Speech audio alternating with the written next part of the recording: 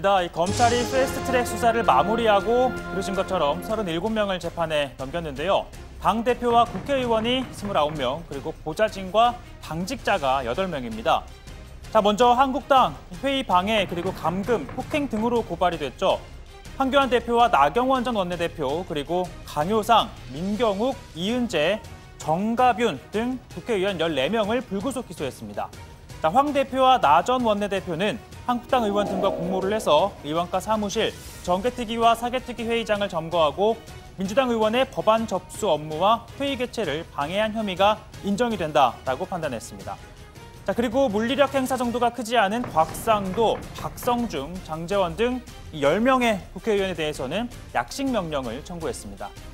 자, 민주당은 국회의원 폭행 혐의 등으로 고발이 됐죠. 자, 검찰은 이종걸, 박범계, 표창원, 김병욱 등 의원 4명을 불구속 기소했습니다. 자, 먼저 이종걸 의원은요, 의원가 앞에서 한국당 당직자 목을 조른 혐의, 그리고 박, 표 의원 2명은요, 과방위 회의실 앞에서 한국당 당직자를 폭행, 또 김병욱 의원은 한국당 김승희 의원에게 전치 6주의 상해를 가한 혐의가 적용이 됐습니다. 그리고 박주민 의원에 대해서는 역시나 약식 명령을 청구했습니다.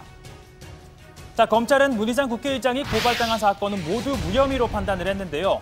자, 한국당이 줄곧 주장해온 불법 사보임에 대해서는 법안의 취지와 국회 선례 등을 종합하면 국회법 위반에 해당하지 않는다라고 판단했습니다.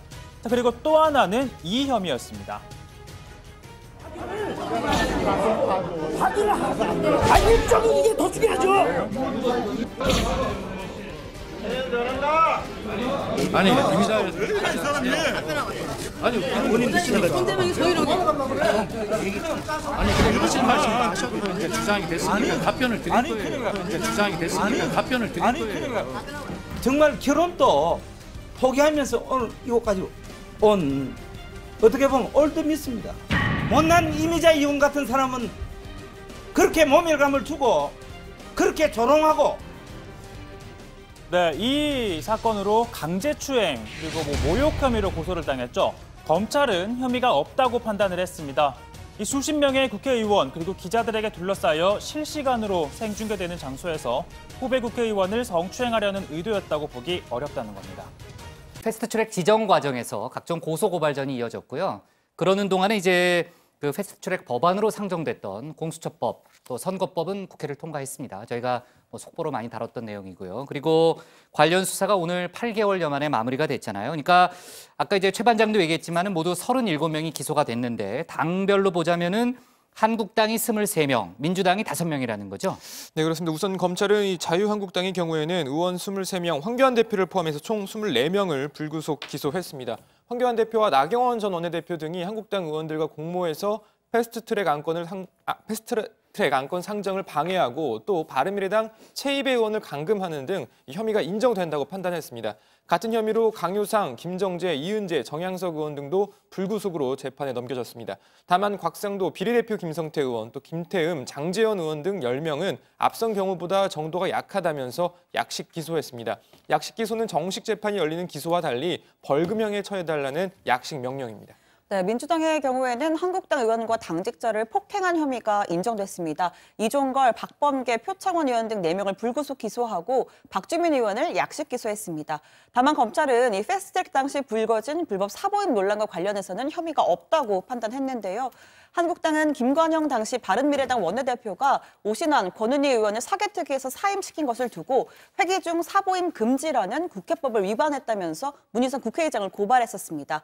하지만 검찰은 국회법 입법 과정, 또 의결안 취지, 관여자들의 진술 등을 종합해 볼 때 국회법 위반으로 단정하기 어렵다라고 판단했고요.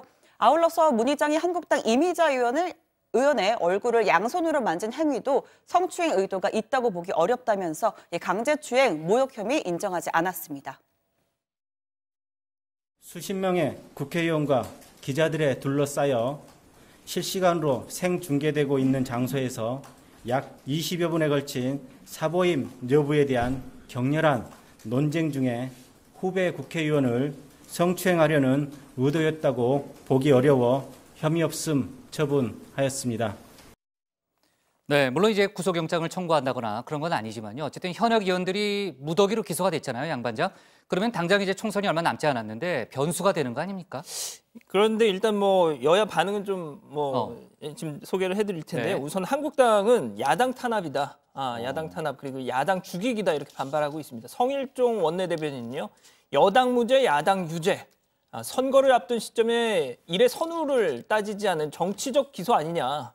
불법 사보임을 승인한 문희상 의장부터 기소하라 이렇게 주장을 했습니다. 전희경 대변인도 한국당은 당대표 의원을 24명, 민주당 의원 고작 5명 기소했다면서 공정, 균형이라고는 눈을 씻고 봐도 찾아볼 수 없는 처분이다 이렇게 발끈했습니다. 자, 문희상 의장에 대해서도 여성 의원에게 강제 추행, 모욕을 일삼은 국회의장에게도 무혐의 처분으로 면죄부를 줬다 이렇게 지적했습니다. 자, 민주당은요, 국회 내 폭력 사건에 대해서 한국당 일부 의원들에게만 책임을 물은 건 매우 가벼운 처분이다라고 주장을 하고 있습니다. 그러면서 검찰을 향해서는 그동안은 제대로 수사도 하지 않은 채 시간만 끌다가 공수처법이 통과가 되고 또 새로운 개혁장관, 그러니까 추미애 장관이 오늘 임명이 되자 뒷북 기소했다라면서 그 의도가 무엇인지 묻지 않을 수 없다라고 지적을 했습니다. 자, 그러면서 민주당 의원들이 일부 기소된 데 대해서는 보복성 기소라고 주장하기도 했는데요. 한번 들어보시죠.